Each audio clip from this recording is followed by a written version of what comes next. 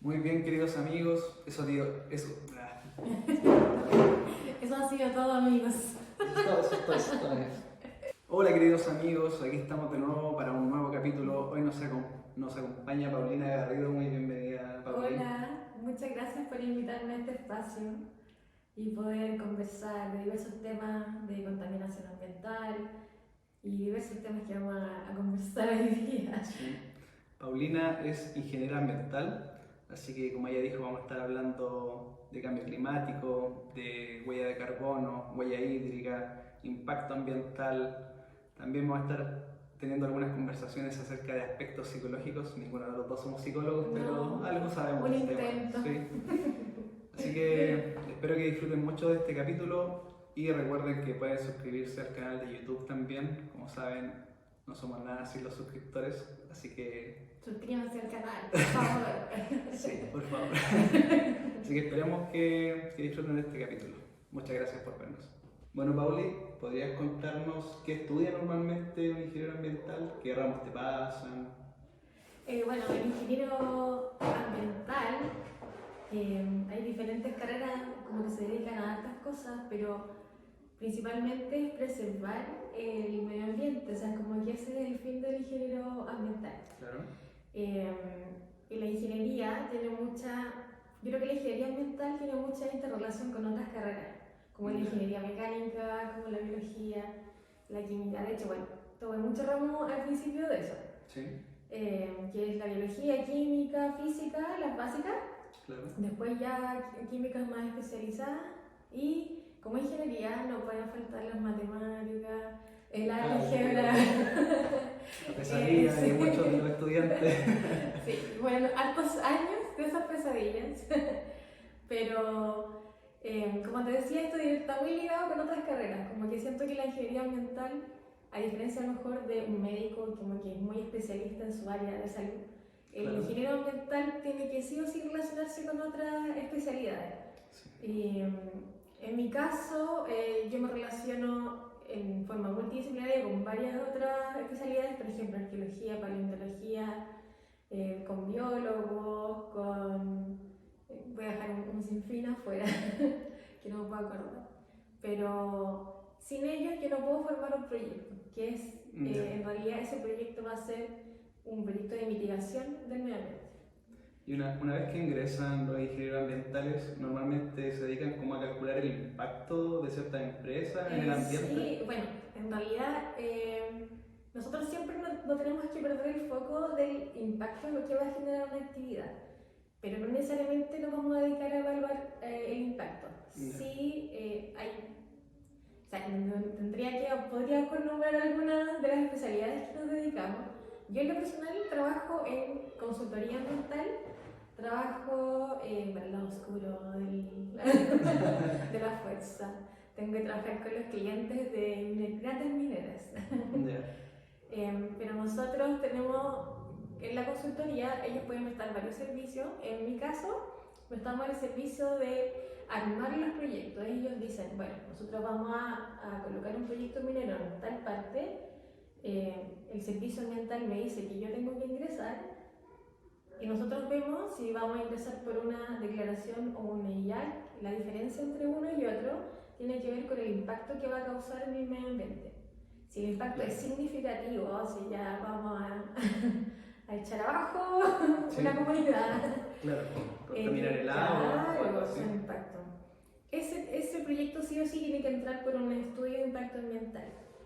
Y ahí es donde entramos nosotros a elaborar ese estudio, describiendo el proyecto y también viendo todas las otras componentes que va a afectar. Por ejemplo, si va a afectar el agua, tengo que trabajar con especialistas hídricos, Claro. vamos a hacer modelaciones hídricas, de como por ejemplo si hay un tranque irrelable, cómo va a afectar ese tranque en los diversos cauces que pasen por donde se vaya a ubicar el proyecto. Y ahí vamos a evaluar el impacto que va a generar. Entonces, cuando dices que trabajas como para el lado oscuro, te refieres a eso, como que prácticamente hay un ente que se dedica a evaluar el impacto y tú tienes que intentar cumplir con las normas que ellos te ponen. Exactamente. Nosotros tratamos que nuestro cliente cumpla con la normativa que solicita la ley chilena. Y está el lado bueno, Sí, y estos son los entes fiscalizadores, claro. que ellos son los que reciben el proyecto que nosotros que hicimos, ya redactamos, lo presentamos, y ellos van a decidir si ese proyecto se aprueba o no. Y para eso hay una comisión súper importante en cada región, que son donde están los servicios ambientales, los servicios de salud, el servicio ganadero. Todos ellos se juntan, hacen la comisión y dicen, ok, este proyecto afecta mucho el medio ambiente, afecta a las comunidades, no va. No. ¿Y esos entes son rigurosos? O sea, ¿tienen hartas como normas, hartas reglas a seguir o anda más o menos al lote la cosa? ¿Qué opinas tú? No, o sea, yo creo que siempre esto tiene, el medio ambiente no se puede separar de la política, lamentablemente. Ni la economía ni la salud de las personas, siento que está todo muy ligado. Entonces va a depender mucho de los intereses políticos y económicos que pasen en esa, por la autoridad que está en el momento. Los entes son regionales. Si hay algún fallo que no, por ejemplo, que digan están a favor, las comunidades o cualquier otra persona que se sienta afectada por el proyecto puede llegar a, digamos, a la Corte Suprema, que sería como nuestro ente legislativo, o sea, judicial más importante. Pero sí o sí hay casos súper rigurosos, como que te dicen no, este proyecto no va, Claro. pero eso va a depender mucho de la autoridad. A pesar de que el proyecto en sí pasa por dos filtros muy importantes que son las adendas. El proyecto se presenta, nosotros lo presentamos y ahí empiezan a evaluar inmediatamente todas las personas, o sea, las comunidades pueden hacer sus observaciones, los servicios, y ahí se presenta el cliente dice ya, ok, tengo que responder esta observación y la responde. Después viene otro filtro donde las personas de nuevo hacen observaciones, los servicios, y hay otro filtro. Y pues a veces han llegado, dependiendo de la autoridad, a ver otro filtro, un tercer filtro, que antes había mucho, porque prácticamente la legislación chilena ambiental es súper nuevita, como que en los años 90 recién empezamos como con más rigurosidad, y desde el año ya 2010 en adelante tenemos más entes fiscalizadores, pero antes prácticamente que el servicio ambiental le hacía el proyecto a los titulares, presentaban el proyecto a medias y todos le hacían el proyecto observándolo. Y no es la idea es que llegue a un corte. Claro. Y ellos salen del proyecto porque pueden decir, ok, lo saco y lo presento de nuevo. Es como una contraparte al final. Exacto. Y bueno, ya sabemos acá en Chile ha habido como hartos proyectos que son bien polémicos, Sí. como el caso de Quintero, por ejemplo, el caso de, no me acuerdo si era cerca de San Fernando, me parece, no estoy seguro, pero donde había lo que le llamamos acá en Chile una chanchería, donde crían cerdos. Ah, claro, Freirina también hay otro. Sí, y sabemos que cuando hay muchos cerdos en un lugar muy reducido, el olor que deja, sí. Y andan muchas moscas también, no sé si... Por supuesto, eso es todo contaminación. Sí. Hasta el momento se está, en lo que yo tengo conocimiento, es trabajando en una norma de olores. O sea, como pasa en el caso de Freirina, pero hasta el momento es solo como ir a la autoridad evalúa cómo vamos a paliar este problema, pero hasta el momento no hay una norma de olores que digan que tienen que cumplir cierto parámetro. Por eso a veces se pasa mucho esto que no encontramos solución. Pero sí, hay muchos casos polémicos. En Chile hay muchos casos polémicos. Sí. Y hay muchos que no sabemos, que no salen en la televisión. Pero yo me acuerdo que estaba en la universidad y estaba ahí Raisen. Sí, y yo, muy activista en ese momento, también fui a marchar en contra de Raisen. Hace poquito, el año pasado, si mal no recuerdo, también había un proyecto que estaba tentando contra los pingüinos de Humboldt. ¿Te acuerdas de eso? Dominga. Sí, ese también, por lo general la gran minería, son proyectos de gran envergadura que van desde cordillera a mar, o de mar a cordillera, como lo quieran ver, porque ellos toman arriba en la cordillera, ellos extraen el mineral, lo pasan por un proceso, hacen el concentrado de cobre y eso baja en unas grandes tuberías hasta el mar donde se va a embarcar el mineral que va a ser concentrado de cobre, concentrado de molibdeno, etc. Y de vuelta ellos toman agua desalada o bien la desalan arriba, toman agua de mar, la desalan en las instalaciones. Entonces son proyectos de gran envergadura. Y claro, el caso de Dominga estaba en una zona súper controversial porque ahí está la reserva de los pingüinos de Humboldt. Sí. Y en su momento, cuando el proyecto Dominga fue aprobado con todas estas observaciones. O sea, fue como... A la mala. Claro, puede ser a la mala, no quiero incidir. Las versiones vertidas en este programa son de exclusiva responsabilidad. Pero sí, no tomaron en cuenta esas observaciones y por eso el proyecto ya llegó al sistema judicial, donde se determinó la Corte, que fueron la Corte Ambiental, que es como la Corte Suprema Ambiental, que dijo, este proyecto no va. Claro. Y también salen otros tipos de reportajes que al final tú no sabes si es verdad o no, que hay muchos intereses políticos y económicos que sí. pasan en Dominga. Sí, ese es el tema, porque como dices tú, todo lo que tiene que ver con impacto ambiental es un tema que también tiene mucho que ver con política. Entonces, al final, quienes fiscalizan esto y quienes te dan el sí o el no son personas. Y como sabemos acá en Latinoamérica, a veces hay personas que tienen un precio. Entonces, desafortunadamente, si hay una persona que no es muy ética o que no tiene su moral muy alta, hay gente que está dispuesta a recibir dinero por hacer esos favores de dar el sí. No me cabe duda. O sea, no tengo pruebas, tampoco dudas. Porque en todo, me ha pasado con proyectos chicos, por ejemplo, tramitar un permiso de una planta de tratamiento de agua servida.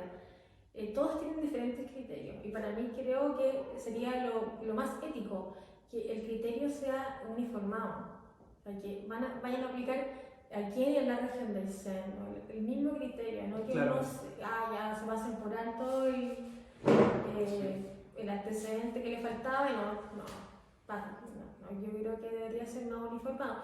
Aún, o sea, sin perder de vista la realidad de cada región, puede que en alguna región la contaminación sea muy alta y el criterio aún tenga que ser más riguroso, pero el criterio mínimo creo que debiese ser uniformado. Sí, porque esto se basa en leyes y en aspectos legales, ¿cierto? Sí, todos los aspectos legales. Nosotros tenemos que revisar mucho eso. De hecho, nuestra misión, ya cuando el proyecto es aprobado, esto va a depender mucho del proyecto que te ganes, pero después tienes que fiscalizarlo. Hay auditorías para eso, entonces tú tienes que ver que lo que prometieron y lo que dijeron en la RCA, que es la resolución de calificación ambiental, que tiene un número y que la que te va a regir para todo tu proyecto y que no se te va a olvidar, esa RCA tiene compromisos y tiene normativas que cumplir. Y eso es como muy importante fiscalizar que ellos estén cumpliendo. Pero que ahí puede ser la falla muchas veces, que se acumulan como los reportes, porque todas las actividades que tú hagas de una gran empresa o mediana, tienes que hacer reportes de residuos, de emisiones, todo a la autoridad. Va quedando pendiente. Y claro, eso se acumulan porque yo creo que la fiscalización no da abasto tampoco. Sí, y no son baratos, me imagino. No. Sí, y aparte que el servicio ambiental en Chile no está hecho para eliminar proyectos, o sea, está hecho para que los proyectos se aprueben. Y sea, como tener relación como es con esta economía circular, o sea, este equilibrio económico y medio ambiente, que tiene que surgir la economía, sí, pero que cumplan la ley, pero tampoco tenemos tanta fiscalización. Hay un podcast que yo sigo, mexicano, en el que estuvieron hablando justamente de este tema, del tema de las empresas versus la economía, dado que, como tú sabes, al final una empresa que sea amigable ambientalmente normalmente va a tener que incurrir en más gastos que una empresa que no sea amigable ambientalmente. Entonces, sabiendo que el objetivo principal de una empresa es generar más ganancias, generar más dinero y gastar el menos dinero posible para generar esas ganancias, normalmente entran en conflicto con temas ambientales por un tema de ahorrar costos. Entonces, yo me imagino que gran parte de las empresas, siendo realista, intenta evitar hacer costos por ser más amigables ambientalmente, como que me imagino yo que como que buscan lo mínimo que les exigen. Sí, de todas maneras, estoy muy de acuerdo y es lo que yo veo, o sea, se rigen hasta donde ellos se comprometieron, no van a ir más allá. Claro. Puede que alguna que se salve, no voy a nombrarla para no hacerle publicidad, porque hay algunas que tienen, sobre todo la extranjera, tienen protocolos ellos más rigurosos que cumplir. Entonces ellos son un poco más exhaustivos que la empresa nacional. Sí, y vienen con otras normas quizás, porque vienen como vienen de afuera. Sí. Y aplican las mismas normas acá quizás.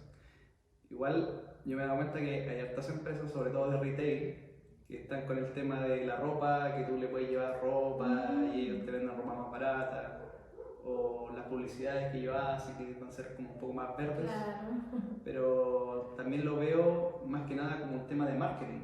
No es tanto que les preocupe en realidad el medio ambiente, sino que a ellos les sirve vender esa imagen de que son una empresa amigable con el medio ambiente, pero al final su objetivo es vender más. Sí, yo creo que ahí hay que apelar al criterio del consumidor. Claro. Porque, bueno, yo sé que en algún momento vamos a decir como los tips que podemos hacer como seres humanos para poder aminorar el impacto de existir. Claro. Pero sí tenemos que tener un criterio con algunas cosas porque yo sé sí que, claro, se usa el marketing medioambiental, así como que estamos, porque hay una preocupación. Pero ¿qué tan real es esa preocupación? O sea, es una preocupación real de las personas que manejan esta empresa, los CEO, o es realmente una estrategia más de marketing, que sabemos que el marketing es súper agresivo y han buscado muchas maneras de hacer que la gente compre más de lo que necesita. Entonces, ¿es realmente una preocupación real o es realmente una estrategia de marketing? Esa es la duda. Yo voy más por la segunda. Bueno, me imagino que como ingeniera ambiental te suena mucho el tema de la huella de carbono y de la huella hídrica también. ¿Podrías contarnos un poco acerca de eso? Estos son términos que tenemos que ir asociando cada vez más. La huella de carbono y la huella hídrica son, digamos, el rastro que va a dejar un producto o alguna actividad con respecto a la generación de carbono y la utilización del recurso agua para poder obtener ese producto. Por ejemplo, esta botella nos auspicia por venir. Para que esta botella se produzca, tiene que haber, hay emisiones de CO2 por parte de la industria que la produce. Claro. Y también hay una cantidad de agua que utiliza esta botella. Y esta botella debiese tener, aparte de todo, de toda la información nutricional, de calorías, debiese tener la información de huella de carbono y la huella hídrica. Sí, debiese, porque yo creo que así uno podría, por ejemplo, al ver una palta, ver qué tan nutritiva es esa palta, pero a la vez qué tanta huella hídrica tiene esa palta. A lo mejor no tomaría más conciencia. Sí. Sí, bueno, siendo ahí pesimistas para los amigos que nos están viendo, como dice la Pauli, por el hecho de existir más que nada, por el hecho de consumir electricidad, por el hecho de comprarte una prenda de ropa, por comprar arroz o consumir arroz, estamos haciendo ambas cosas, aportando la huella de carbono y también aportando a la huella hídrica. Entonces, como bien dices tú, el CO2 o dióxido de carbono que se le llama, es un gas de efecto invernadero. Entonces, que también va contribuyendo al calentamiento global o al cambio climático, si lo queréis llamar de esa manera. Y es duro porque normalmente la mayoría de las personas no tiene conciencia de que, por ejemplo, para fabricar un jeans se ocupan, no sé, como 300 y algo litros de agua, según lo que escuché. Y lo mismo también en cuanto a lo que es emisiones de carbono, de dióxido de carbono. Entonces, para mí por lo menos, he intentado, desde que empecé a escuchar de estos dos temas, ser una persona anticonsumista, ¿cachai? Comprarme solamente las cosas que necesito, sobre todo en lo que es ropa. Porque a veces cuando somos más adolescentes o más veinteañeros, que ya pasamos por esa etapa, como que comprar ropa era un tema que casi como un hobby para algunas personas. ¿Cachai? En realidad nunca fui muy de comprarme mucha ropa, pero el impacto que produce comprarte una sola prenda de ropa es increíble. Sí, sí, estoy de acuerdo contigo. Creo que la sociedad también es muy culpable de esta situación, de insegurizarnos, de vendernos cosas que realmente no necesitamos. Claro. Pero está como la conciencia humana que tiene que hacerse cargo de esta situación y decir, ok, no, me estás vendiendo algo que yo no necesito y por favor paremos. Así como, y aparte, ¿sabes qué le agregaría yo? Wow, por pasar a otro tema ya más social. Aparte de la huella hídrica y carbono, también vendría colocando ahí cómo se realizó esa prenda de vestir. ¿Bajo qué condiciones laborales se realizó esa prenda de vestir? Exactamente. Cacho que justo hablando de ese tema, bueno, yo lo mencioné en casi todos mis capítulos de podcast, pero hace poquito estuve en clases de inglés, que la imparte la empresa, ¿cachai? Y la empresa que imparte este curso no solamente se preocupa de enseñarte gramática, sino que también intenta mostrarte videos que podrían ser útiles para tu vida normal. Y nos mostraron un video acerca de cómo se construyen las prendas en Bangladesh, por ejemplo, o en Taiwán, o no sé, otros países donde también están cerca de China, esos países asiáticos como más chiquititos. Y hay hartas empresas que para mí igual es increíble que hasta el día de hoy siguen trabajando niños menores de edad. Sí. ¿Cachai? Y niños chicos, pues de 11 años, 12 años, que por no morir de hambre, algunos trabajan por $1 o $2 al día, trabajan en estas empresas como dices tú. Entonces no es solamente un tema de carbono, un tema de agua, sino que también es un tema social. Estoy muy de acuerdo contigo en ese tema. Sí, de todas maneras. O sea, en realidad, como hablamos, el medio ambiente no se puede separar de la economía, ni de la parte social, ni de la salud pública. Sí. Van muy ligados. Entonces, tú al hablar de contaminación, estás hablando de salud. Claro. Sin duda, estás hablando de plata todo el rato. Entonces no se pueden separar, y menos las condiciones laborales que tienen esas personas. Porque al estar en una condición laboral muy precaria y además en un ambiente muy contaminado, esa persona es aún más pobre de lo que ya es. Sí. Sí, como dices tú, la salud normalmente en la mayoría de los países está asociada a un tema económico. Si no tienes un buen nivel económico, difícilmente vas a poder acceder a una buena salud. Claro.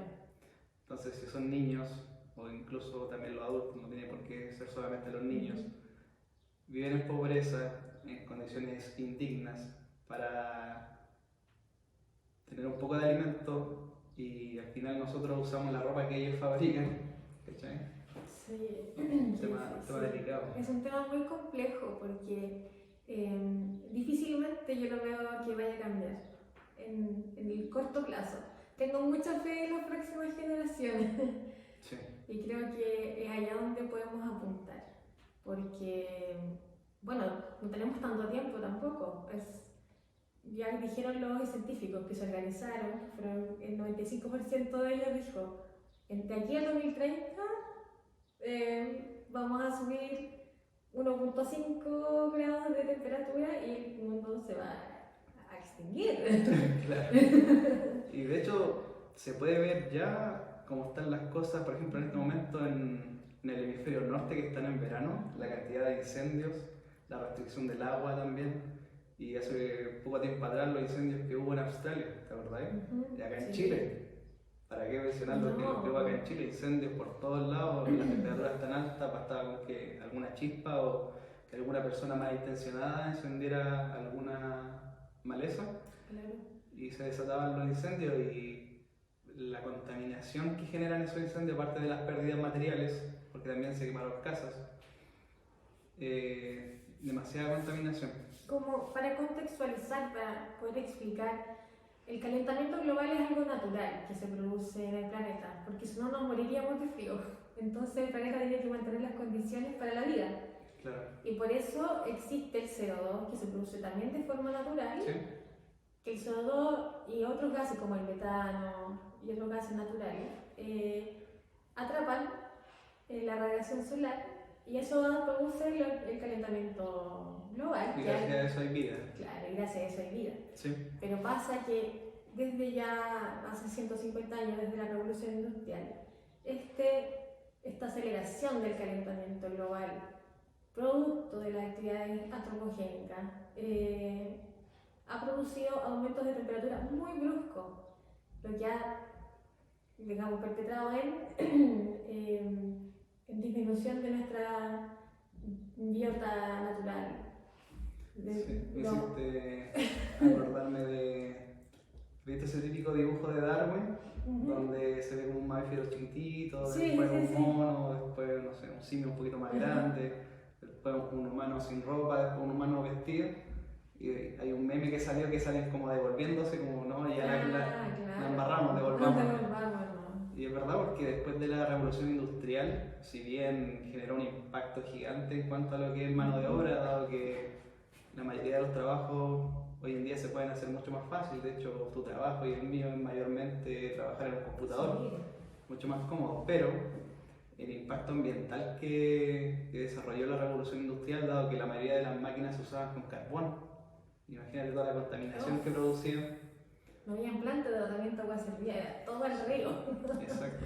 Entonces ahí es donde tenemos que evaluar qué es mejor, la comodidad, pero contaminar el mundo a un nivel que es irreversible, o quizás no vivir una vida tan cómoda o no con tantos lujos, pero que el planeta pueda soportarnos.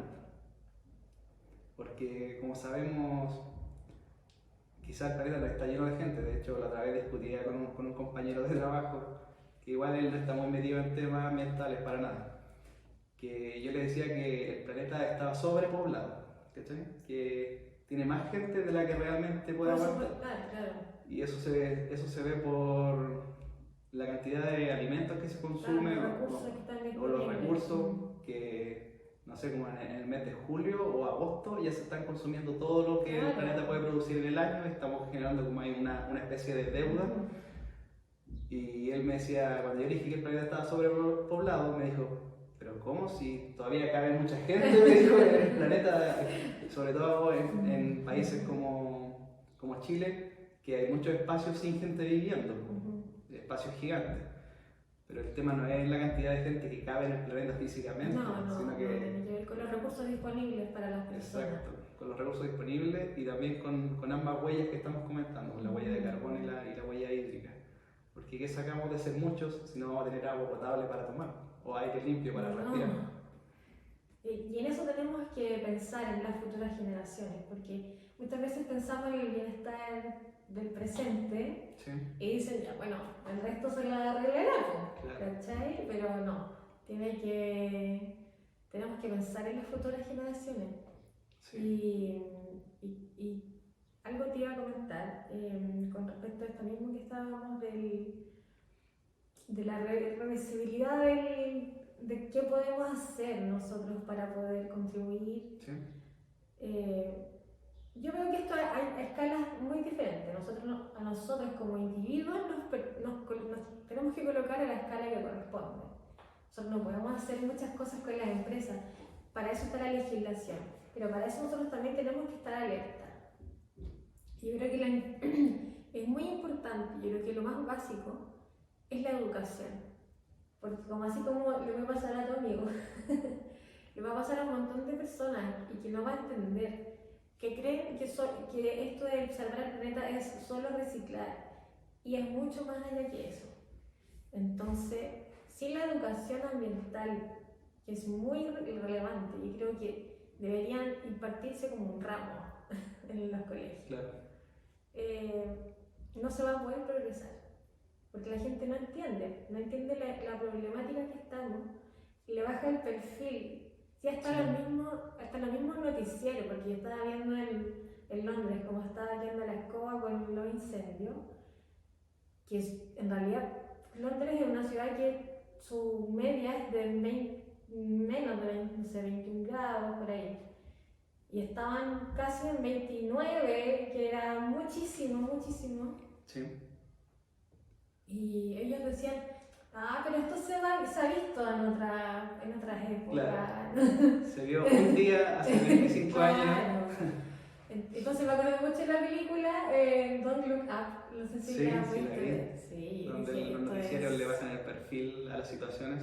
Ya estamos con los antivacunas, ya estamos con los anticambio climático, y ahora estamos con los antiincendios. Bueno, ahí para los amigos que me están viendo, si hay alguna antivacuna, por favor, estudie un poquito más y deje de serlo. También lo mismo con los que son anticambio climático, sí, ¿no? O terraplanistas. También. Amigos, por favor. Sí. La otra vez leí una lista de no sé si llamarles memes, pero son como unos cuadros que son parecidos a un cómic, ¿Ya? pero que son educativos. Que a veces los comparte curiosamente, o se llaman algo de Pictoline. Pictoline, eso. Sí, buenísimos. Y decía 5 acciones que son las que más contaminación provocan, con el fin de que las personas las lean y no las hagan. ¿Sí? Entonces, la primera, la que más contaminaba, era tener un hijo. ¿Cachai? Entonces, no es muy tanto. yo en mi caso tengo una hija y ahí recomendaban no tener más de 2, ¿cachai? Solo duplicarse. Por ejemplo, si tú tienes una pareja, tener máximo 2 hijos. Ahora, si no tienes hijos, mejor para el planeta. Quizás no es tan bueno para tu familia o para tu mamá que quiere ser abuela, no sé, tu papá que quiere ser abuelo. ¿Sí? Entonces, si no tienes hijos, estás pasando con un 7 tu prueba. Ahí si tienes 1, podría decir que estás pasando con un 5,5 o un 80%, si lo quieres ver en escala porcentual. Ahora si tienes 2, estás pasando con un 4, con la nota mínima. Y si tienes 3 o más, podríamos decir que estás reprobando porque estás generando un impacto. De hecho, tus hijos, sin siquiera saberlo, sin siquiera tener una idea de lo que es el cambio climático, solamente por el hecho de nacer, usar pañales, tener que usar ropa, tener que consumir alimentos. De hecho, nosotros mismos, por el hecho de estar existiendo, ya estamos contaminando. Sí. Entonces, bueno, no queremos que nadie se suicide por si acaso, pero sí hay que ser responsables con la cantidad de hijos que uno tiene. Ya no estamos en condiciones de tener 9 hijos, 8 hijos, como algunos políticos por ahí que les gusta tener esa cantidad de hijos. Es súper importante, más allá de lo que uno puede proponer, es tener conciencia sobre qué es lo que tú le vas a traspasar, qué mundo le vas a dejar a un niño, porque uno no es eterno y este mundo igual necesita de muchos recursos para poder sobrevivir, el mundo humano. Y bueno, y el mundo animal también necesita muchos recursos que nosotros también estamos explotando de manera indiscriminada. Sí. Entonces al final estamos en una competencia de recursos contra una guerra de mundos y tenemos que tener conciencia. Yo siempre digo, por favor, cuando tengan un hijo, por favor tengan sobre todo conciencia de alma, de que tú también, de año me puse otro tema, que le va, aparte de traspasar un mundo muy dañado mentalmente, de lo que uno como ser humano también le va a traspasar a ese niño. Claro. En cuanto a miedos, temores y que ellos también lo absorben sin duda alguna y que van a tener que tratar en su vida adulta. Bueno, quizás no es necesario a los niños explicarle todas las consecuencias que tienen sus acciones tan en detalle, pero sí, por ejemplo, yo a mi hija le digo como qué impacto generan sus acciones, pues, por ejemplo, botar la basura donde no corresponde, o dejar el agua corriendo, o o dejar la luz prendida, o la tele prendida. Entonces, estoy constantemente diciéndole que no haga ese tipo de cosas. Y también con el tema de tener más hijos, lo que te comentaba, que por el momento tengo una, no tengo planes de tener otra, al menos en el corto plazo.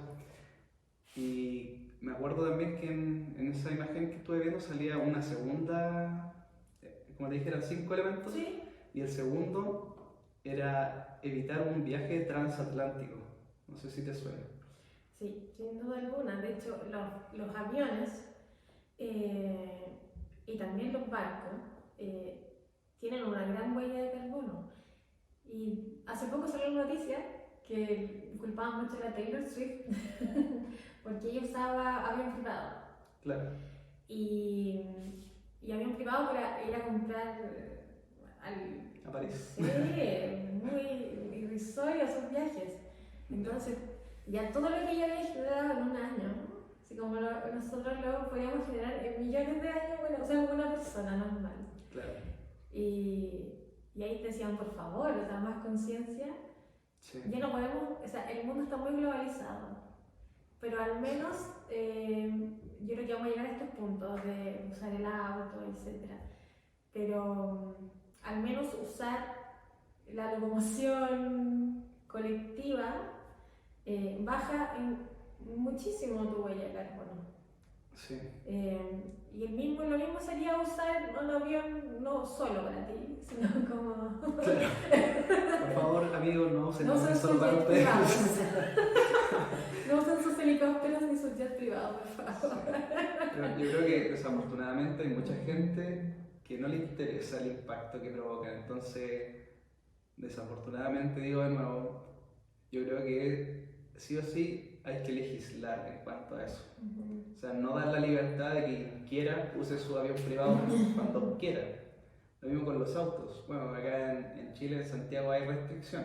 Entonces, y ahora, si no me equivoco, es de 4 dígitos o de 5 dígitos, que eso sería casi la mitad de los Claro. autos en circulación, por temas de contaminación, porque como sabemos que es una ciudad que tiene muchos vehículos y que tampoco es tan grande, o sea, es una ciudad grande, pero en comparación a otras regiones, como la región del Biobío, por ejemplo, no es tan grande y tiene muchos más vehículos. Y además su geografía es compleja porque está rodeada de cerros, entonces el smog que se genera no puede escapar de Santiago. Y si esas restricciones no estuvieran, toda la gente saldría igual en su auto. No, de todas maneras. Aparte que tiene que ir acompañado de una política pública importante. Yo una vez tuve la gracia de participar en el Congreso del Futuro.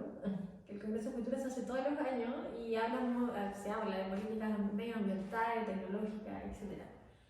Y hablábamos mucho de esto, nuestras autopistas están 3x3 por lado de autos, pero ¿qué pasa si nosotros implementáramos una política de locomoción colectiva lleno de buses, lleno de buses, y estas autopistas de 3x3 por lado se llenaran de una o dos por lado y una al medio, un carril completo de locomoción colectiva, donde irías más rápido, llegarías más rápido a tu trabajo. Sí. Sería 100% locomoción colectiva, se nos podría pasar por ahí un auto. Quizás la pensarías en ir en auto. De hecho, no es tan difícil. La verdad que es cosa de uno planificarse. De hecho, hasta por salud te hace mejor andar en bicicleta, mejor caminar.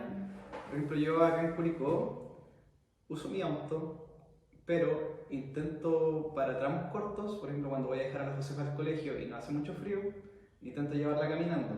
Y a ella le gusta irse caminando. Claro, un panorama. Sí. Bueno, yo actualmente trabajo de la casa, entonces no necesito vehículo para transportarme, obviamente. Y cuando estaba viviendo en Santiago, en la mañana tomaba el metro y en la tarde me devolvía caminando. Igual era harto rato, me demoraba como 1 hora y cuarto. Pero es cosa de planificarse y hacerlo. Si al final en locomoción me demoraba, no sé, 40 minutos, era media hora más, no era más que eso. Y de que se puede, se puede. Por ejemplo, acá en Curicó, si tú trabajas en el centro y vives en alguna villa o alguna población que no sea muy lejana, te vas a demorar media hora caminando. Entonces, de que se puede, Sí, sí se puede. sí, cuando hay tramos cortos. O sea, he conocido de toda esta vida. Y me tocó conocer hace poco una persona mayor, ya tiene alrededor de 60 años, que ha vivido en Santiago toda su vida. Ha trabajado en Santiago Centro y ya está trabajando en mi oficina. Ah, un saludo. Y no conoce el metro. ¿Sí? Y me llamó muchísimo la atención. ¿Vas a hablar bien de esa persona? Si quieres puedes decir su nombre para mandarle un saludo, si vas a hablar bien. No conoce el metro, y yo así como... No lo podía creer. En mi cabeza decía, no puedo creer que no conozca el metro. ¿Pero por qué iba a pie o por qué No, iba en no auto? en auto. Ah, en auto. No digas su nombre entonces. Vale, un 2.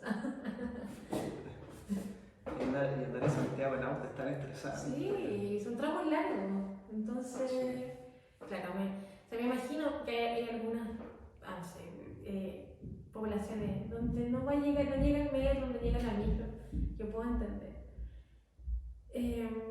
Pero yo, bueno, para nada vivimos juntos, fuimos roomies, y llegaba cansada a la casa. Y igual es agotador el metro y todo, pero a mí no me habría caído en la cabeza irme en auto.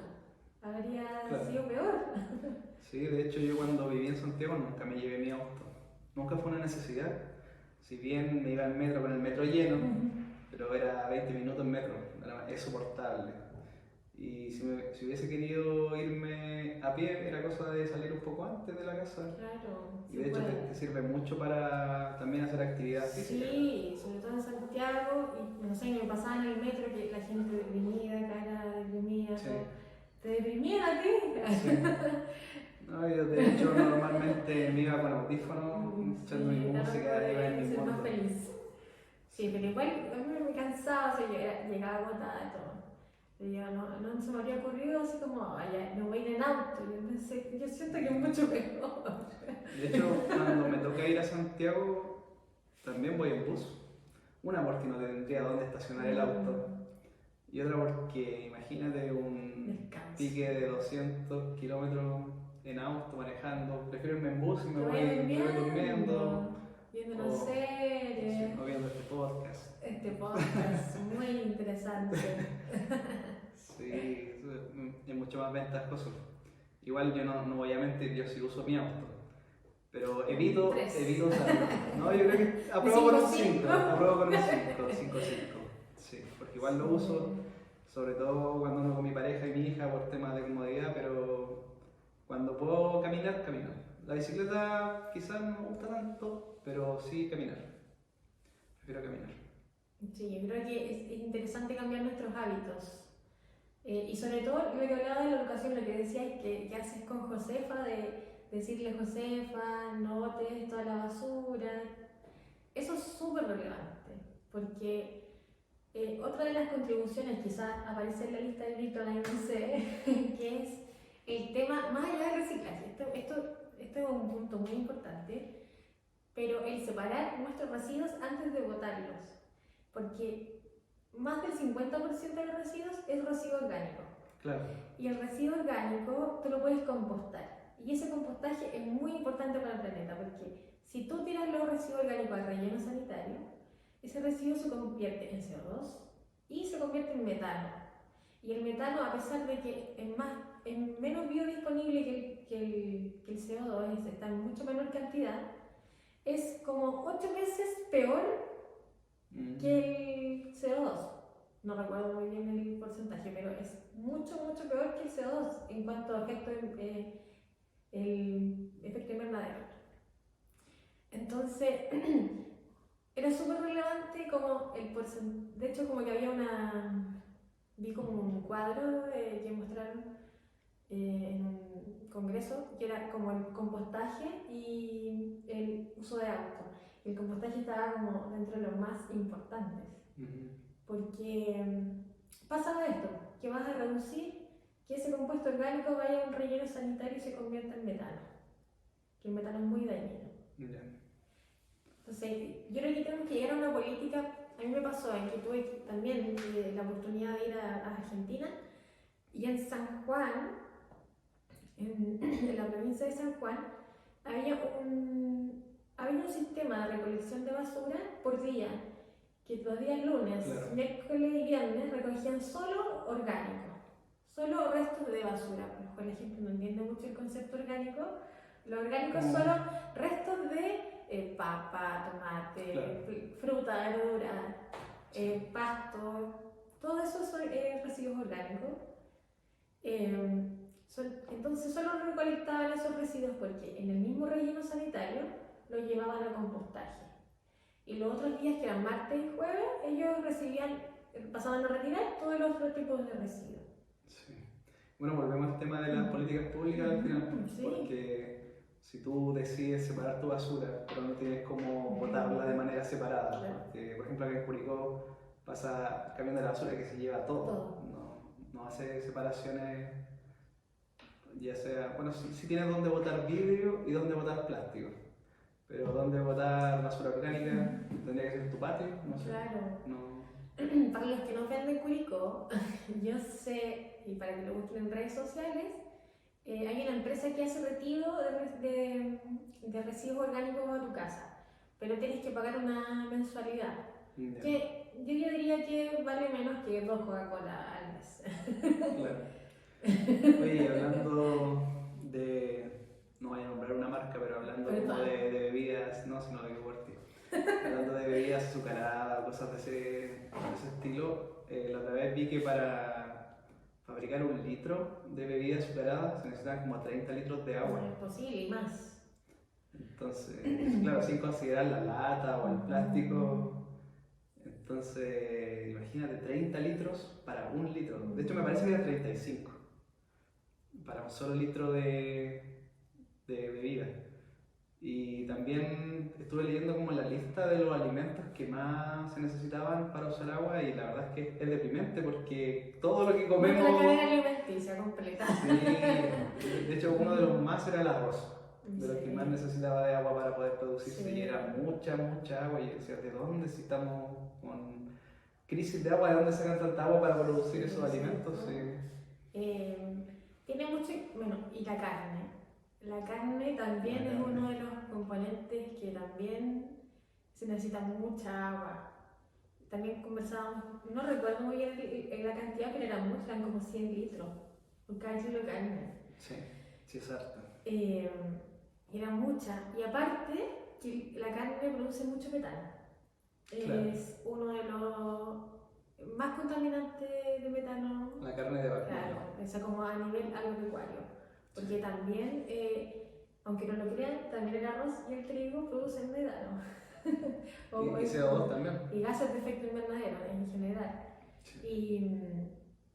Y uno de los puntos sería como cambiar esta manera de alimentarnos para poder generar menos gases de efecto invernadero. Lo que al final, viste que todo tiene relación. Es como cambiar nuestros hábitos en general, sí. Porque si cambiamos nuestros hábitos de consumo, nuestros hábitos en la dieta, podríamos colaborar muchísimo más allá del reciclaje. Claro. Porque esto sería como lo último. Sí. Es como el tema de las bombillas o las pajitas que le llaman en otras partes.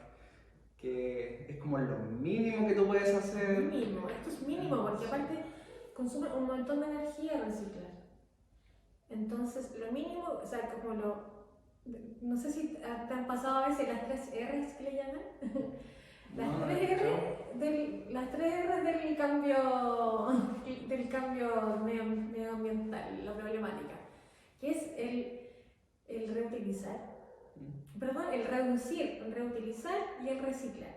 Están en orden de prioridad, ¿no? Sí, el reducir es el impacto más significativo que tú puedes hacer. Y en esto están los cambios de consumo, cambios de hábito que podemos hacer. En un momento yo dejé la carne porque vi la cantidad de CO2 y de metano y agua que consumía, y dije, no puede ser. Claro. Quiero cambiarlo, más allá de una dieta vegetariana. Sí. Igual temas éticos. Hubo un tiempo que intenté dejar la carne y se me hizo súper difícil, pero después descubrí que no es necesario dejarla en un 100% si es que no puedes. Claro. Sino que hay una, no sé cómo llamarlo, una tendencia no sé cómo se dirá en español, no lo he escuchado, pero en inglés le dicen reducitarian.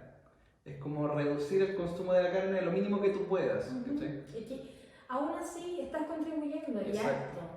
y harto, porque hay gente que de verdad come mucha carne, o sea, que reduzca la mitad va a contribuir a eso.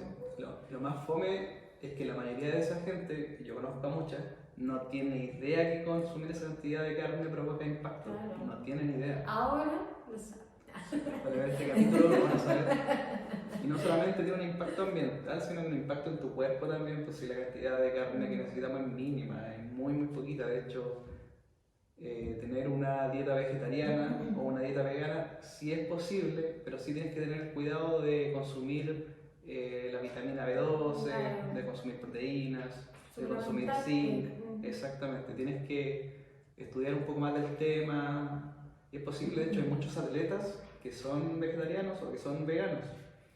La otra vez vi un reportaje, de hecho, que está en Netflix, no me acuerdo del nombre, pero es un reportaje súper bueno, de un tipo que es vegano y entrevistaba a muchos atletas que son veganos y ellos contaban cómo aumentó su rendimiento por dejar de comer carne. Sí. Y de cómo lo hacían, qué alimentos comían, tenían que incorporar a su dieta el uso de semillas, ¿cachai? Como semillas de zapallo, de calabaza, cosas por el estilo, con el fin de incorporar a su cuerpo zinc también, que era una de las cosas que no Proporciona la consumían. carne. Claro. Esto a nivel, como carne roja y carne blanca son dispares, o sea, como la carne blanca es mucho menor en Claro. la cantidad de emisiones que genera la carne roja. Entonces, también podría ser un cambio, no dejar la carne por completo, sino como cambiar de carne Sí. y irse a las carnes blancas. Y lo bueno es que va de la mano las tres cosas: el impacto ambiental, la salud y la economía. Sin duda, ahí todo está relacionado. Exacto, la carne está súper cara también, entonces si reduce el consumo de carne va a estar ahorrando platita también. Sí. Bueno, ahora vamos a hablar un poco acerca de lo que es el anticonsumismo y el minimalismo, que son dos cosas que son bastante similares y que van bastante de la mano. Pero para poder hablar de anticonsumismo, primero hay que hablar de qué es el consumismo. Y bueno, como sabemos, en palabras simples, el consumismo es comprar más cosas de las que realmente necesitas. Ya sea por un tema de un comportamiento compulsivo, que quizás no puedes controlar hacer esas compras, o lo podemos llevar un poquito más allá, temas más complejos de psicología, que quizás estás intentando suplir alguna carencia, quizás puede ser de cariño o de autoestima, o de cualquier tema relacionado, y intentas tú comprando, sintiendo ese placer de comprar cosas que la verdad es que no necesitas, que quizás nunca vas a usar. Entonces, ¿qué es el anticonsumismo? Es todo lo contrario. Comprar solamente las cosas que realmente necesitas o que realmente vas a utilizar, evitando gastos innecesarios, y no solamente por un tema de dinero, sino que de lo que estamos hablando a lo largo de este capítulo, que es por un tema de impacto ambiental. ¿Y ahora qué es el minimalismo? Como decía, van muy ligados, van muy de la mano. Minimalismo viene de lo mínimo. Y es como un estilo de vida ya, que de hecho hay unos escritores bastante jóvenes que sacaron un libro de minimalismo y que te enseña cómo a vivir con lo mínimo. Y ellos te demuestran que tú puedes ser mucho más feliz teniendo menos cosas que más cosas. Porque hay cosas que realmente te pueden generar más estrés, más de que te hagan feliz. Quizás al momento de comprarlo, tienes como tu cerebro quizás genera dopamina o algo por el estilo y sientes un placer al comprar algo, por ejemplo, al cambiar un auto. Pero finalmente, con un auto nuevo, tú puedes sufrir más de lo que sufrías con tu auto viejo. ¿Cachai? Por ejemplo, por decir algo, un día te estacionaste en algún lugar y te rayaron tu auto nuevo. El sufrimiento que sientes porque te rayaron el auto nuevo es mucho mayor al que podría haber sentido por tu auto viejo. Entonces, estas dos personas te enseñan cómo vivir solamente con lo que tú necesitas, de una manera minimalista. Entonces, ahí mostraban su hogar, cómo es su casa, tienen los muebles solo lo necesario, uno que otro cuadro pequeño, mostraba su closet y ahí explicaban que no era necesario tener, no sé, 30 poleras o 20 pares de zapatillas, sino que tenían, no sé, 10 poleras, pero solo la ropa que les gustaba, no era necesario guardar la ropa que ya utilizaban. Se deshicieron de prendas que no necesitaban regalándolas, no quemándolas ni botándolas. Y me pareció un tema súper interesante. Sí, la verdad es que tiene mucha relación con la ciencia, porque hay varias hormonas que nos producen placer, pero muchas de ellas como que terminan siendo, no recuerdo cuál es la hormona del estrés, pero No me acuerdo tampoco. muchas de ellas se transforman en esa, en la hormona del estrés. Entonces hay que tratar de secretar las hormonas que nos producen la hormona de la felicidad. No la del placer. No la del placer. O sea, no sobrepasarse. Exactamente. Entonces, pueden elegir a lo mejor otras actividades. Esas personas que viven con minimalismo, de alguna u otra forma, tienen que buscar placer. Y ese placer lo pueden encontrar en estas hormonas que les van a producir menos estrés y más felicidad. Claro, como la endorfina. Como la endorfina. Que es muy distinta de la dopamina. Que es esa hormona que se segrega cuando tú haces actividad física. Que eso sí te provoca felicidad a largo plazo, no solo el placer del momento. De hecho, hay gente que sufre haciendo ejercicio para hacer ejercicio. No es tan agradable en el momento quizás, pero después de hacer el ejercicio lo va a notar al dormir, también va a dormir mucho mejor, o al día siguiente va a andar también de mucho más ánimo. Y la dopamina, no, pues la dopamina es solamente placer en sí, no te aporta nada positivo y se puede transformar en estrés, como dices tú más adelante. Sí. Mi terapeuta me habló de estas cosas, así que estamos tratando de hacer actividades que nos produzcan esta hormona. Y claro, hay mucha relación con el consumismo o con el buscar lo inmediato o no ver el bien mayor. En el momento exacto que yo voy a hacer deporte, yo no voy a ver ningún beneficio. Pero tú tienes que entrenar tu mente para ver que cuando te haces deporte, como te sientes después, tratar de ir asociándolo de a poco, porque es un trabajo muy difícil y muchas veces las cosas fracasan porque queremos un resultado inmediato. Exactamente. Y la verdad que no es así, es muy difícil tener un resultado inmediato y que te guste inmediatamente tu nueva rutina, no, es un trabajo. Pasa en muchas cosas de la vida, por ejemplo, cuando estudias una carrera universitaria.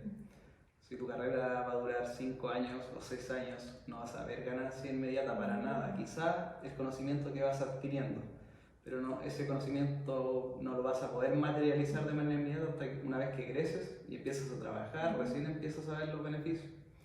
O por ejemplo, este mismo podcast. Ahora yo estoy trabajando gratis prácticamente porque YouTube o Facebook te exigen una cantidad mínima de suscriptores y una cantidad mínima de horas de reproducción. Y como estoy recién partiendo, ninguna de las dos condiciones se cumplen. Y al final yo estoy haciendo esto, una porque me gusta mucho y otra porque te puede generar una ganancia, pero a largo plazo, no va a ser inmediato, me puede tomar 1 año quizás o 2 años. Y lo mismo pasa con el deporte, los efectos que tú ves no son inmediatos. Si tú haces deporte un solo día, probablemente no vas a notar ningún cambio, pero si haces de 1 mes hacia arriba, 3 meses, 5 meses, sí vas a notar muchos cambios. Como a tu hermano, que vimos el primer podcast. Estamos siguiendo todos sus pasos. Sí, no, José es muy deportista.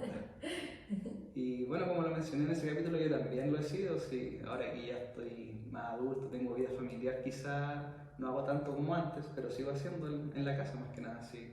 Como hablaba ese día con el José, se necesitan 2 metros cuadrados para poder empezar, incluso no solo empezar, sino que mantenerte. O buscar también, o sea, que en base a este minimalismo que estamos hablando, ir buscando estas alternativas para evitar irte como a esta droga, porque al final es una droga, como consumir azúcar o consumir drogas directamente, drogas duras. Ir escapándote de buscar esa alternativa y seguir por este otro camino, que no es un camino fácil, no es un camino fácil, sobre todo en esta sociedad consumista que dijiste tú, una sociedad tan herida, tan herida de autoestima, tan Sí. falta de cariño, que necesita que la vean, que necesita, que tiene miedo al rechazo. Entonces buscamos esta alternativa del consumismo en el tener, en el proyectar por nuestra apariencia o por lo que tenemos, como que fuera una otra persona. Sí. Cuando en realidad lo importante sería ir realmente trabajando en tu persona y no en tu exterior. Y lo otro que me parece también un poco raro, pero igual es comprensible, es que, como dices tú, a veces como que uno busca una mejor imagen, quizás, comprándote algo nuevo. Pero lo que es extraño, que hay personas que se compran algo que ni siquiera lo usan. Lo compran solo por el placer de comprarlo. Claro. Después llegan a la casa y lo guardan, pensando que alguna vez lo van a usar y no lo usan. O quizás después se lo prueban bien en la casa y se dan cuenta que en realidad no le gustaba. Claro. Como el chiste del Bombo Fica del amigo que se compró una cortadora de pasta porque estaba en oferta y vive en departamento. Y pasa mucho. Yo creo que ya está a nivel muy personal. Mi mamá era muy adicta a las compras, ¿Sí? yo siento, sí. Y bueno, mi mamá falleció, pero cuando fuimos a buscar como guardar sus cosas, como botas nuevas con la etiqueta. Y yo decía, no puede ser, como nunca la usó, por último usarla, ¿no? Claro. Sacarle provecho. Y a veces ropa no tan barata que se compra la gente, porque a veces compran ropa, sobre todo ahora, que soy como la vieja ahora somos como los adultos. Este movimiento juvenil. Somos adultos y ya ni siquiera podemos ponernos el apellido de adultos jóvenes. Somos adultos, ¿no? A secas. Los chicos de ahora se compran como zapatillas Jordan o poleras Gucci. Claro. Yo no sé si son pirateadas, ¿dónde salen? La mayoría. Y yo creo que muchos también se sienten como fuera de onda si no tienen la zapatilla Jordan. Exacto. Y me siento mal porque digo, no, se está repitiendo la historia otra vez. Como sí. Es un tema de no acabar si es que no se le da la educación correcta. Depende mucho de los papás también, pues si, como dices tú, son niños, quizás no tienen el poder adquisitivo de comprarse ellos esas prendas, pero sí los papás. Entonces, ya quizás si es que el niño lo molesta mucho con que le compre algo, ya se lo compran. No, pues el papá, imagínate, de otra generación, no millennial, no generación Z, muy herida, que no le dieron lo que ellos necesitaban, entonces ahora están como que le dan todo a los niños y... Sí, pues y al final, como saben, ningún extremo es bueno. No, entonces tampoco es bueno darles todo a los niños. Espero que lleguemos a un equilibrio en algún momento. Sí. Al final nos estamos haciendo cargo de todos los daños a generaciones anteriores. Sí. Con el Diego en el capítulo 2 hablamos un ratito de las generaciones y las cosas que los caracterizan. Pues.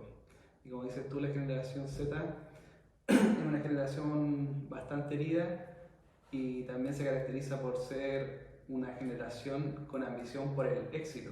¿Cachai? Claro. Éxito que quizás no pudieron tener y sí esperan tener en sus hijos. ¿Cachai? Que sus hijos sean de alguna manera exitosos. Y los frustra profundamente si el hijo no cumple con las expectativas. Tú querías que tu hijo fuera médico y va a estudiar teatro. Claro. Tú dices, ¿qué hice mal como papá? Cuando en realidad tu hijo es una persona completamente externa a ti. Sí. Pasa mucho eso. Quizá ahora ya no lo veo tanto como se veía quizás como cuando nosotros éramos niños o cuando nuestros papás también eran niños, que lo que tú tenías que ser cuando grande era impuesto por tus papás. O sea, no te daban la opción de elegir. Claro. Si tú venías de una familia de médicos, médico. Una familia de ingenieros, ingeniero. Su papá, no sé, eran profesores, profesor. Y quizás como buscando sentir orgullo por tu hijo que es lo mismo que ti, o no sé si te has dado cuenta que hay hartos papás que también les ponen el mismo nombre que ellos a sus hijos. Ah, claro, sí, Pero perpetuando el lo encuentro nombre familiar. súper fome, no me gusta. Yo con un hijo mío no lo haría. Qué fome que tenga mi mismo nombre, como tan poca diversidad.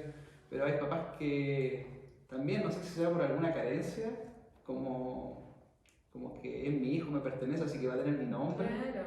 O no sé, buscando imponer algo quizás. No sé, pero no me gusta cuando el hijo tiene el mismo nombre que el papá o que la mamá. Y ahí tú ves, o sea, es como este consumismo que lo podemos asociar netamente a temas como de consumo de productos, pero también tiene que ver con el consumo de sociedad, o sea, como el querer tener mi hijo médico, que mi hijo es importante. Me acuerdo siempre en el supermercado, unas señoras se vieron y una le preguntó a la otra, ¿cómo está tu hijo? ¿Qué responderías tú? Si te dijeran, ¿cómo están las cosas? ¿Bien? Bien. Sí. Ella dijo, bien, está estudiando medicina. Sin que se lo preguntara. Está estudiando medicina. Y te compró un auto. Como que eso es estar bien para ella. Claro. El hijo estudia medicina y que se compró un auto. De hecho, una vez escuché a una persona más o menos cercana decir, alguien se había comprado un auto, ¿cachai? Y el comentario que hizo fue, oye, ha surgido harto ese cabro, como porque se compró un auto, ¿cachai? Y también de otra persona escuché que se había comprado un auto hace poco y que la gente lo felicitaba porque había surgido. ¿Qué surgió? Decía, ¿pero qué es surgir por comprarte un auto? ¿Qué surgir?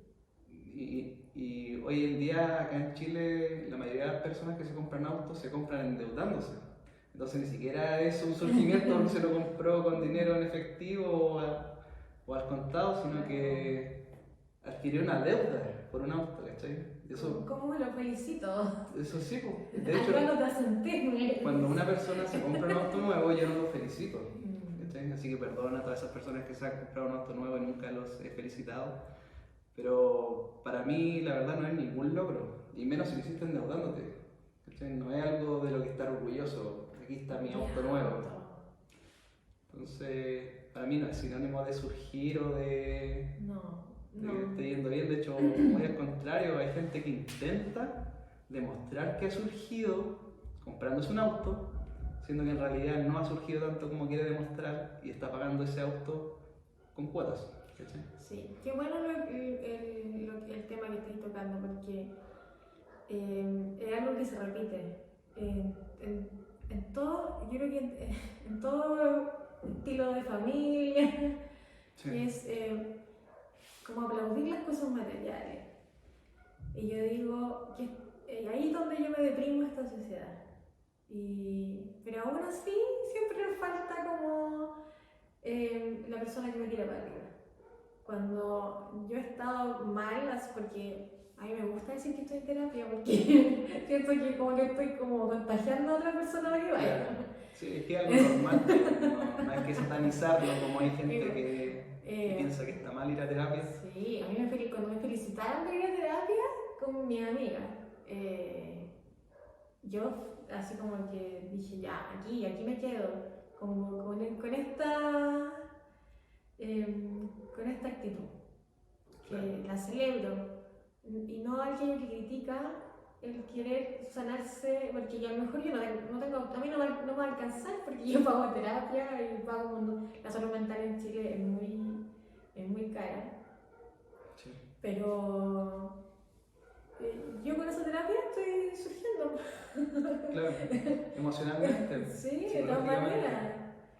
Y así muchas otras personas, por ejemplo, mi mamá, mi papá, era como, todos tienen que estudiar, aquí nadie no estudia, todos estudian. Pero de verdad, hay gente que no le gusta estudiar. Claro. Y por ejemplo, mi hermano estudió, pero él tiene su negocio. Y siempre fue emprendedor, yo creo que nunca lo vimos, así como nunca le dimos la oportunidad de que él hiciera lo que él quería hacer. Sí, yo creo que uno como padre tiene que tener la mente un poco más abierta y darte cuenta si es que tu hijo realmente va a ser bueno para estudiar o no, porque si va a estar en una carrera donde va a estudiar a la fuerza, donde se va a deprimir por estar estudiando quizás algo que no le gusta, va a estar, no sé, quizás 2 años, 3 años y después va a desistir porque se dio cuenta que no le gustó, Sí. en vez de ocupar esos 3 años trabajando en algo que realmente le gusta, o formando su propio negocio. Como que igual los hijos después de cierta edad ya son personas adultas y tienen derecho a tomar sus decisiones. Tú como padre los puedes orientar, los puedes aconsejar, pero al final el que tiene que tomar las decisiones es él. Sí, porque si tú tomas las decisiones por él y los fuerzas a algo, te va a terminar odiando. De hecho hay una canción de Linkin Park muy buena que se llama Numb, que habla de este tema, de una niña que está estudiando una carrera, algo así como arquitectura, solamente porque la mamá la obliga y ella no quiere hacer eso. Ella le gusta dibujar, le gusta dedicarse como al arte, pero la mamá le impone que tiene que seguir estudiando esa carrera, y ella en esa canción como que expresa lo que se siente de estar obligada a ser alguien que no quiere ser. Que no quiere ser.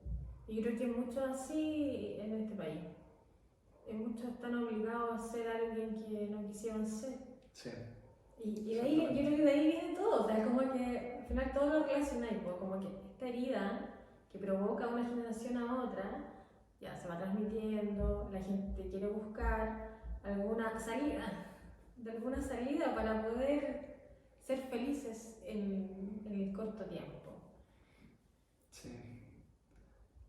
Creo que esta conversación no la he tenido en ningún capítulo de podcast. De hecho, la he tenido, pero sin grabarla, como conversaciones normales. Que yo me he dado cuenta, bueno, no soy especialista para nada, no soy psicólogo ni nada, pero sí me he dado cuenta que la mayoría de la gente está muy traumada o traumatizada por cosas de su infancia y la mayoría ni siquiera lo nota, ni siquiera se ha dado cuenta. Hay personas que son muy agresivas y no lo asocian a que quizás tuvieron una mala infancia, ¿cachai? Como que, de hecho hay personas que como que se enorgullecen de ser agresivas, pues, Sí. como que, oh, yo soy una persona agresiva, soy Choro, ¿cachai? no, Oye, no aguanta nada, el tiro reaccionó. Soy bacán, no, digo las cosas de frente, ¿eh? Claro. No, yo soy sincero, te dicen, soy honesto, te digo las cosas de frente. Reaccionar de manera agresiva no es un comportamiento como que se debiera dar. No es algo normal. Claro, quizás sí hasta cierto punto por un tema genético, biológico, dado que, como sabemos, antiguamente éramos mucho más animales de lo que somos ahora, pero teniendo la capacidad de raciocinio que tenemos hoy en día, reaccionar de una manera violenta, a golpes, es algo que tenemos que erradicar, que ya... Dejar de normalizar. Exacto. Sí, porque no, sin duda alguna, yo creo que mucho a lo mejor hemos vivido episodios de violencia y hemos tratado de normalizarlo, como que es nuestro, como que ya creciste con el chip, tenés que normalizar la violencia porque ay, ¿para qué le voy a decir? Como se va a sentir mal, no le voy a llamar la atención, pero no es algo normal, no en esta sociedad del siglo XXI. Sí. No debiésemos normalizar la violencia. Claro, o sea, yo creo que es normal que tú sientas un impulso, quizás, por algunas situaciones. Pero ahí es donde tienes que controlar ese impulso de violencia. Hay que levantar las banderas rojas, es decir, claro, oye, esto no debiese, o sea, tengo que controlar. Exacto. ¿Por qué me pasa esto? Si de alguna forma, tu actual tiene que revelar algo en ti. Y si te estás sintiendo como unas ganas profundas de pegarle a alguien, porque eso igual no es normal, pero está bien. Si tu cuerpo te puede enojar y sentir como el fuego interior que quieres pegarle a alguien, pero tu capacidad de raciocinio, como dices tú, tiene que ser mucho mayor, porque para eso somos Homo sapiens ahora y no somos cavernícolas. Sí. De uno de los podcasts que sigo hay un no sé cómo decirlo, un hombre, sí, que ya es mayor, tiene como 38, 39, ya no es un joven, que estudia mucho filosofía, ha leído muchos autores filosóficos también, de psicología, ha leído mucho, nombra una cantidad de autores dentro de Platón, Aristóteles, Freud, Derrida y así. Ha leído muchos libros. Súper livianito. Y estuvo hablando de Sigmund Freud, Ya. de el psicoanálisis.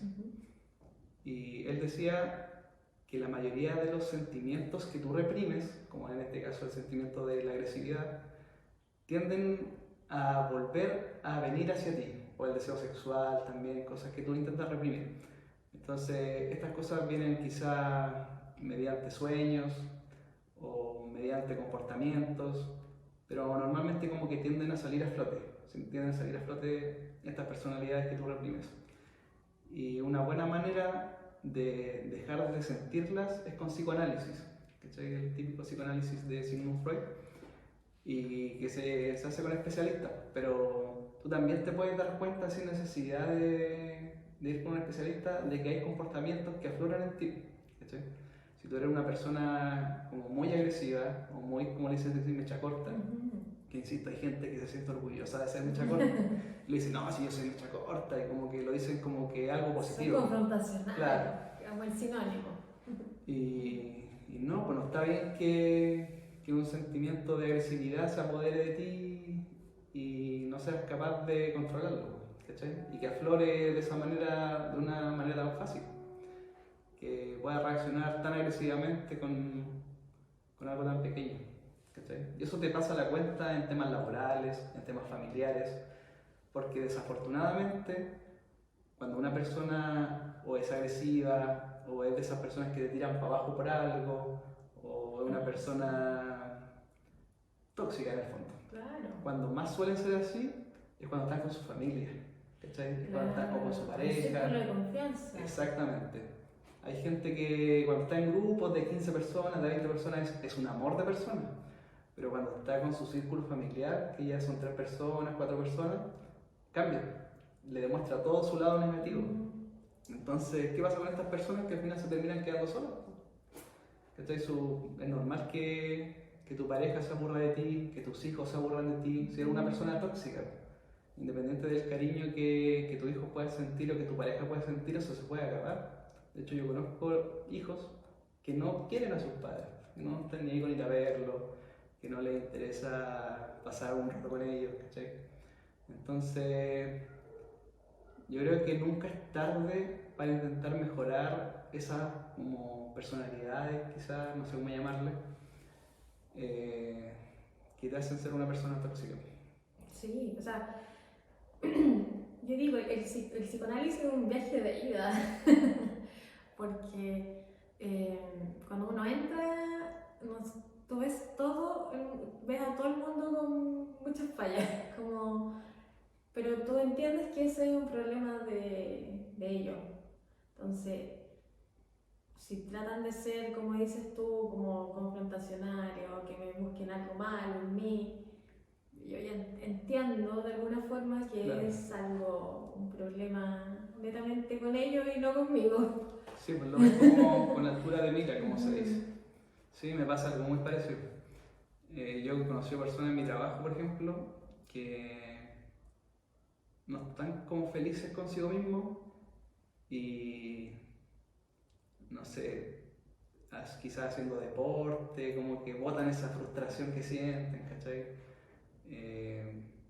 A veces responden de manera no adecuada y, pucha, uno piensa, por algo tiene que ser así, no es que le guste ser así quizás, porque después a veces se da cuenta, a veces pide disculpas cuando actúa de una manera que no corresponde, ¿cachai? Pero en el fondo tu comportamiento está demostrando que hay algo dentro de ti que no está sanado, ¿cachai? Y es verdad lo que dices tú, uno desde afuera lo puede ver.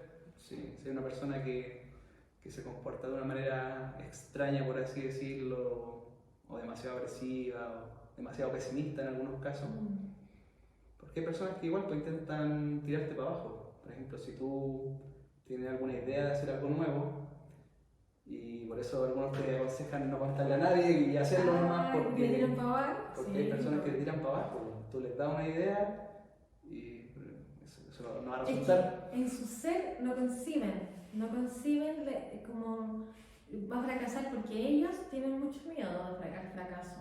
Claro. Entonces reflejan ese miedo del fracaso en ti. Sí. Todo lo externalizan. Y no se dan cuenta que son ellos los que tienen mucho miedo, o muchos temores, o cosas que se han hecho. Sí. Y no solamente quizás son pesimistas, dándote como un buen consejo, sino que también hay personas, no sé si has escuchado esta frase, que dice así: las personas quieren verte bien, pero no quieren verte mejor que ellos. ¿Has escuchado esa frase? Sí. Entonces también hay personas que, si tú tienes una buena idea y se la comentas a alguien, ese alguien piensa: oye, si haces esa idea y la resulta, va a ser mucho mejor que yo. Claro. Y te intentan tirar para abajo solo para que no lo hagas, para que no correr ese riesgo de que tú seas mejor que ellos. Qué difícil. Sí. Sí, es difícil porque igual cuando uno a veces tiene nuevos proyectos, uno a veces los quiere contar, no tanto por el hecho de que tú lo apruebes o que te lo desapruebes, sino que tú estás contento con tu nuevo proyecto y quieres contárselo a los demás.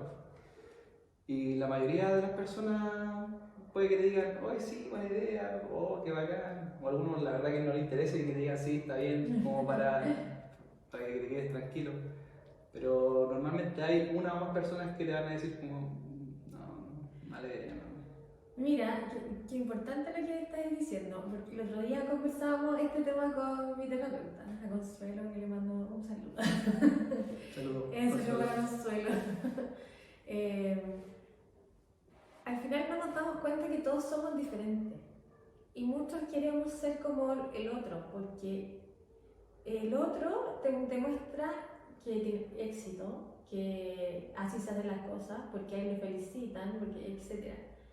Entonces te vas creando la idea de que tú tienes que ser como esa persona para poder conseguir lo mismo.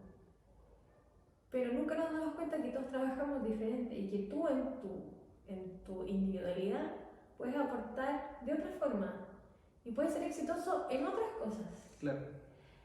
Pero eso nunca confluye, como que estamos tan ensimismados que en una organización el jefe te pide que trabajes. Y de hecho yo creo que mucha gente, yo apunto a todos los líderes del trabajo, que no ven los potenciales que tienen tus trabajadores, claro. Y que le estás exigiendo lo mismo a una persona que no va a dar lo mismo que el otro, pero que sí puede aportar en cualquier otra actividad, etcétera, o en otra posición. Sí, y habilidades blandas también, no solamente hay habilidades técnicas, hay personas que son mejores en habilidades blandas. Entonces, claro, el pobre personaje que está trabajando, el jefe le exige, se va frustrando, va cargando como con una cruz de que tiene que ser como el otro. Y le va quedando como una envidia, claro. Un mal ambiente laboral. Sí. Y lo mismo pasa con los papás. Claro, tiene que ser como tu hermano. Sí. Es difícil. Sí, todos tenemos potenciales diferentes. Mientras no veamos eso, cuando descubres que dices: en realidad esta amistad, perdón, mi jefa, me mando cariño. Te están diciendo que tienes que ser, como que tú dices: ya, pero en realidad yo no sirvo para esto. Claro. Y quizás también es tu responsabilidad, no sé, tu responsabilidad, pero también puedes exponerlo si tú también en tu persona tienes que poner límites contigo y con el resto. Sí, y un gesto de madurez también, reconocer cuando algo no es para ti. No puedo ser jefa de proyecto, tengo que ser especialista en otra cosa, ¿no? Sí. No como un descubrimiento personal, pero somos muy reprimidos y la mayoría de las personas creemos lo que nos dicen. Sí, y eso es peligroso. Sí. Yo ahí un tema completo, para un capítulo completo de podcast, pero... Vamos a hablar, mil horas. Desde ahí también pues yo he tomado una postura bastante escéptica en cuanto a muchas cosas, sobre todo a temas de supersticiones. Y acá en Chile, como sabemos, la gente es muy supersticiosa hasta el día de hoy. Hay gente que todavía le gusta usar pulseritas rojas, ¿cachai? Porque para, no sé, las malas vibras. Mal de ojo. Pero como te digo, es un tema para un capítulo completo de un podcast, hablar de supersticiones. Pero sí, como te encuentro mucha razón, que al final es un gesto de madurez ponerte tus límites. Saber de lo que eres capaz y saber de lo que no. Por ejemplo, si vas a ser líder de un equipo, tienes que preguntarte, ¿tengo las habilidades técnicas? ¿Tengo las habilidades blandas? ¿Voy a poder manejar la presión? ¿Voy a poder estar a cargo de 6 o 7 personas?